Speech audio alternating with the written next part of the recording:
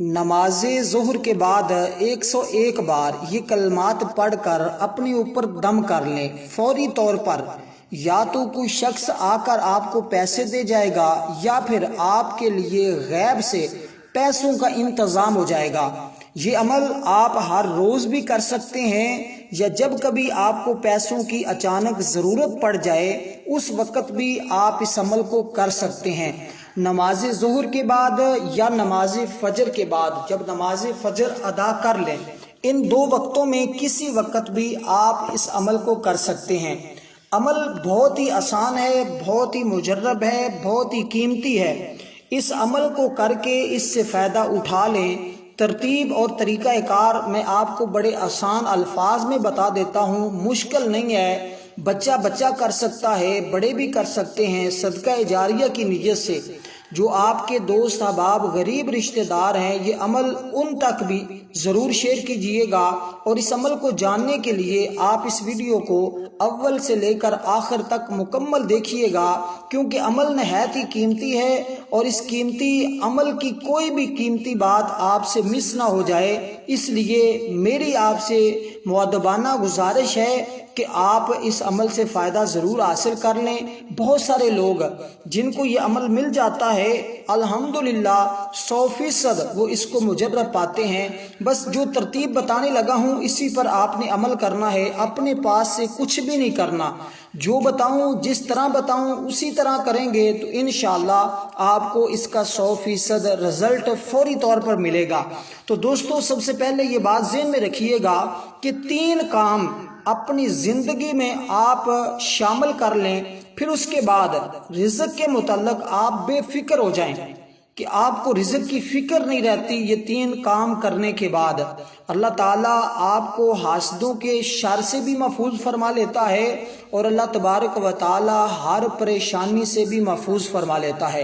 اور جو بندہ یہ 3 کام کر لیتا ہے اللہ تعالیٰ رزق کا ذمہ اس بندے کا اپنے ذمہ کرم میں لے لیتا ہے۔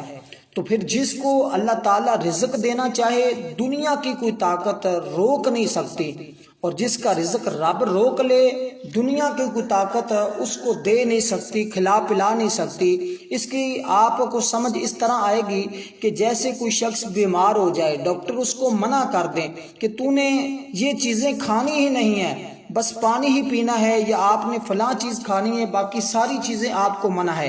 اس سے مراد اس کا رزق ختم ہو چکا، اللہ کی طرف سے اس کا رزق ختم ہو چکا۔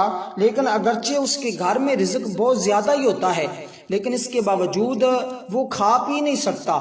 تو اسی طرح جب رب اس کو کھلانا چاہے تو اس کی ساری بیماریاں فوری طور پر ختم فرما کر وہ جو شخص چاہے کھاتا پھرے۔ آج کل بہت سارے لوگ علاج کروانے کے باوجود بھی بیماری سے تندرست نہیں ہوتے، لیکن کبھی کبھار یوں ہوتا ہے بڑے بڑے ڈاکٹروں سے علاج کروا کر بھی بندہ ٹھیک نہیں ہو رہا ہوتا، اور اچانک ایک بابا جی کچھ پڑھ کر دم کر دیتے ہیں، ساری بیماریاں فوراً رفع ہو جاتی ہیں۔ یا جو عام ہمارے محلے کا سٹور ہوتا ہے اس سے 2 گولیاں لے کر کھائیں تو اللہ شفا دے دیتا ہے۔ تو اس سے مراد یہ ہے کہ آپ نے اگرچہ ڈاکٹر ہی آپ کو دوائی دے رہا ہے، وہی علاج کر رہا ہے، لیکن شفا جو دینے والی ذات ہے وہ اللہ تبارک و تعالیٰ کی ذات ہے، وہ جس سے چاہے جس وقت چاہے آپ کو شفا دے دے۔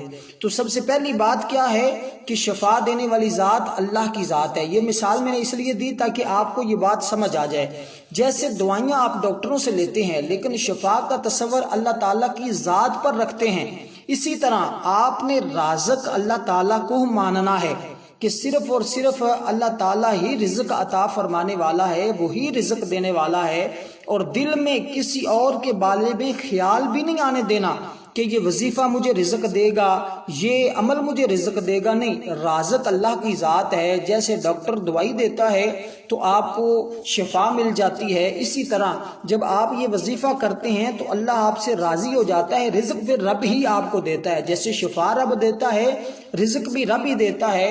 جیسے ڈاکٹر وسیلہ تھا اسی طرح یہ وظیفہ بھی آپ کے لیے وسیلہ بن جاتا ہے۔ بس یہ بات اپنے پلے باندھ لیں، کیونکہ بہت سارے لوگ اسی وظیفوں کی آڑ میں شرک کر رہے ہوتے ہیں کہ یہ وظیفہ مجھے رزق دے گا، یہ عمل مجھے رزق دے گا۔ تو اس طرح نہیں ہوتا دوستو، رازق اللہ کی ذات ہے۔ یا رزاق، اے رزق دینے والے، یہ اللہ تعالیٰ کا اسم ہے، اللہ تعالیٰ کا خاصہ ہے، اللہ تعالیٰ کی صفت ہے۔ وہ بندوں کو رزق دیتا ہے۔ اور دوسری بات جو سب سے ضروری ہے وہ یہ کہ آپ نے اس عمل سے پہلے 2 رکعت نماز نفل ادا کرنے ہیں، 2 رکعت نماز نفل، کیونکہ یہ فجر کے وقت اگر کرنا ہے تو پھر جب سورج نکل آتا ہے، سورج نکلنے کے بعد آپ نفل پڑھ سکتے ہیں، تو پھر اس وقت آپ نے اس عمل کو کرنا ہے۔ اگر ظہر کے بعد کرنا ہے تو ظہر کی نماز ادا کرنے کے بعد 2 رکعت نماز نفل توبہ کی نیت سے، پہلی رکعت میں بھی 3 مرتبہ سورت اخلاص، دوسری میں بھی 3 بار سورت اخلاص پڑھنی ہے۔